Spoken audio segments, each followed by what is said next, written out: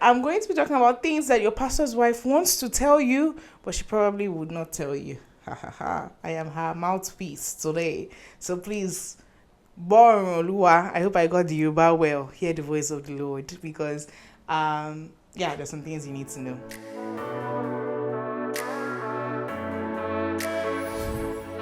Hi guys, welcome to another episode on my channel. My name is Chisom, Pisum, Pastor Pisum, anyone you prefer, and this is another episode of Diaries of a Pastor's Wife, Pisum's Diaries.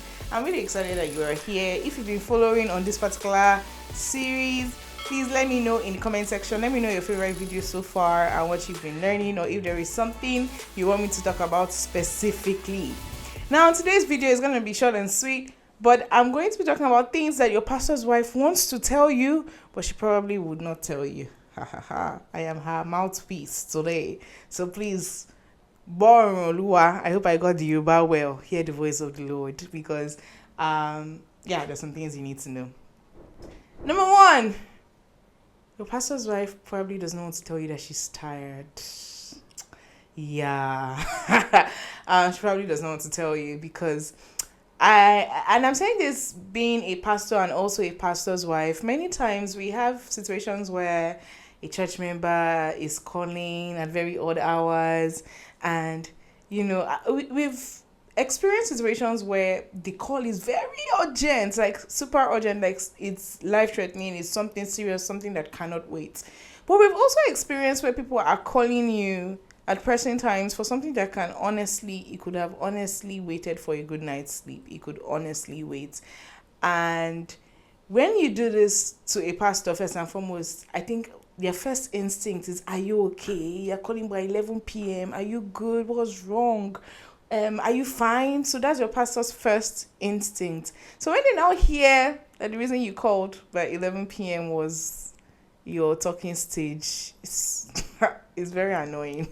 So your pastor will probably not tell you, but I will tell you, please be considerate. Your pastors are human beings. And it's so funny how pastors will be there for you. They will do everything for you. But it reaches small thing now that a pastor will do or not do. And then they will drag you like tiger generator on the streets, and all your sacrifices go up in the breeze. Okay, let me even give you an example now. There's some people now that will close this YouTube channel because I'm not wearing a dress that has sleeves. Sorry, I'm in my house actually, but no problem. Anyway, what I'm saying in essence is please be considerate to your pastor and his wife, especially after church. Maybe people have had a long service.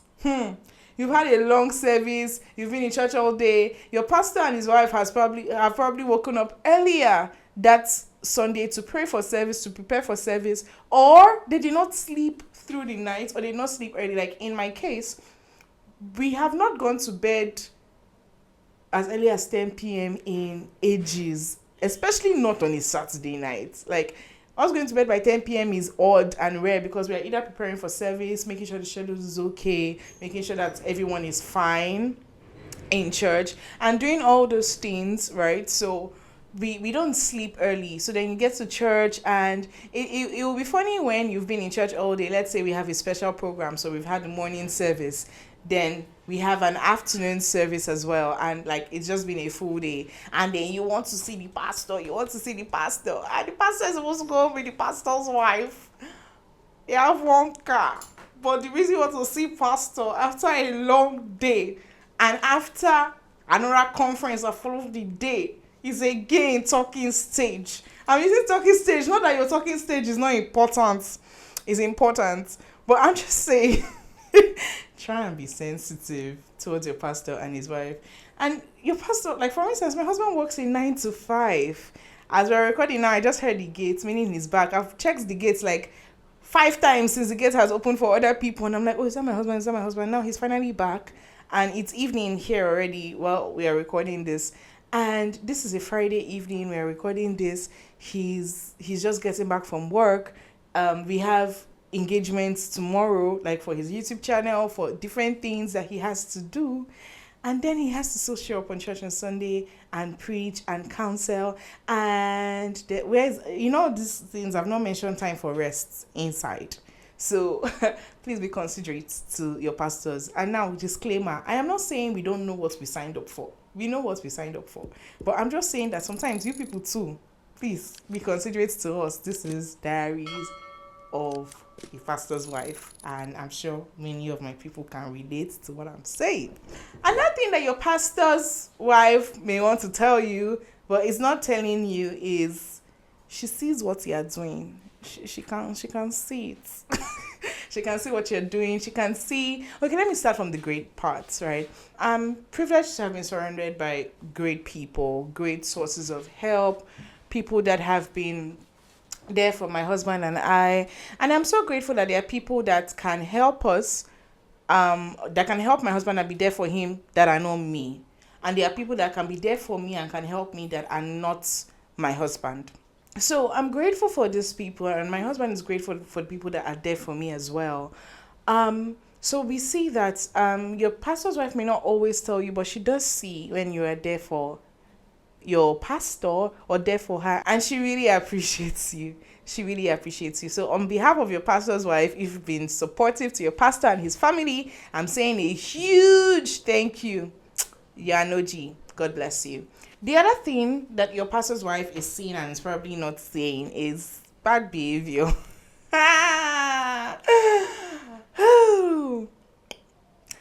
Fortunately, I've heard stories of other pastors' wives that I talk to really well, and I've heard how people openly disregard them because some of them are not pastors, or they just do things anyhow. Like, we can always tell when you are behaving a certain way. One of my friends, who's also a pastor's wife, was telling me how there's this lady in church that would greet everybody, like she'll see the pastor and she'll almost grovel on the ground in greeting him. Oh, pastor, huh? And then one day she looked at her standing right beside the pastor. They were leaving church, greeted the pastor with her usual groveling, and just looked at her up, down, and said nothing.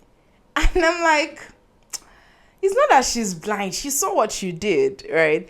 And it's just, I don't know, like, what's the point of that? What are you trying to achieve? Like, what's the reason for doing that? That's just horrid, unspeakable behavior. I'm not the kind of person that will say, oh, you must greet me, because honestly, I've moved past that. I don't really care if you don't greet me. If you greet me, it's not like, those things don't move me. I've met people that call me Chisom. This is Nigeria, right? So in many circles, if someone is a pastor, you address them by pastor this, pastor that, right? It's very recently that we are moving to first name cultures, even in the workspace.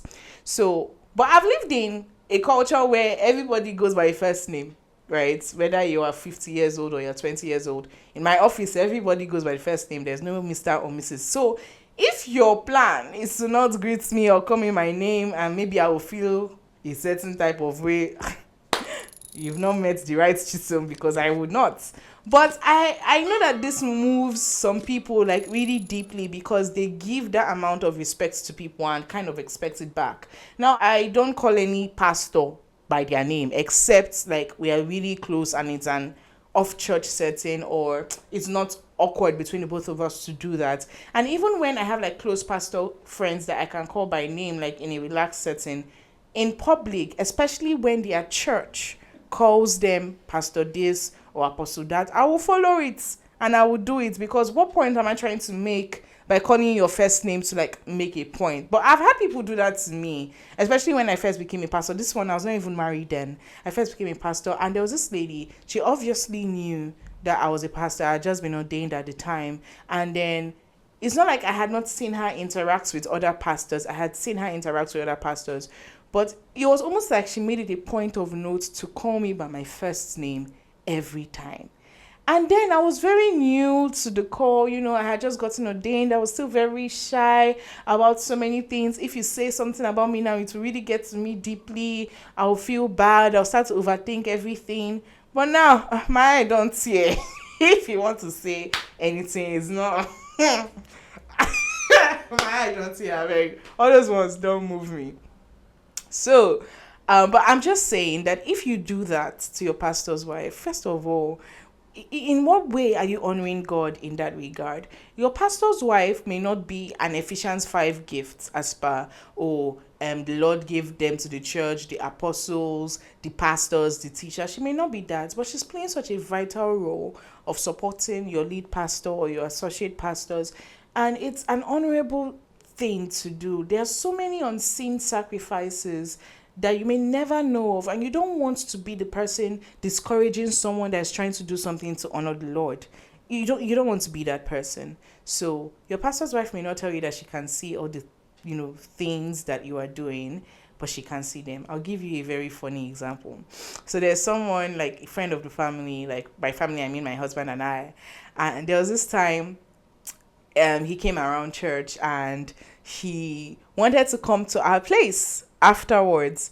And he's not a stranger or anything, but he wanted to come to our place afterwards. Now, this was, I think, Carol, like 2 years ago, right? So we had morning service and then we had our evening Carol. And I was knackered, like my tired was tired. I was using the grace upon my life to get through the day because I already had a long week. So this person walks up to me and he tells me, oh, can he come to our place? I mean, I was grateful that he asked, right? Not just badge in front of my house because you know my house. And then he asked and I'm like, I don't know what that may look like. I don't know what our plans are just yet, right? Saying that we're still in service and all of that. And a part of me, honestly, was trying to break the no nicely, right? Because honestly, left me, I'd have just said no. But I'd also not asked my husband, right? But then this person goes ahead with my tentative answer and goes to ask my husband the very same question that, oh, please, can I come to your house? So in that moment, it felt like I had given you an answer that I was not sure. And then you now almost like segue me and go to my husband to ask. And my husband did not know about this conversation, right? So I can't even remember what happened, if he eventually came or if we cancelled or something. But I was like, if your pastor's wife or has already told you, oh, I'm not sure, even if I didn't give a particular answer, it was a long day. Like, why do you want to come to the pastor's house to relax when the pastor has had a long day? Like, don't you think the pastor himself or him and his family want to relax, they want to have some time to themselves? Like, just try and be considerate, right? You know, these things I'm saying, I mean, this is our life as pastors. It's not like I'm complaining, it's just diary that I'm doing for you people. This is our life as pastors, so we've signed up for it. We are grateful to be able to share our lives with the church this way, but it will just be so much easier if you're a bit kinder to your pastor and his wife. All right, so this is the end of today's episode on Diaries of a Pastor's Wife. I look forward to seeing you in the very next episode. Thank you. Bye.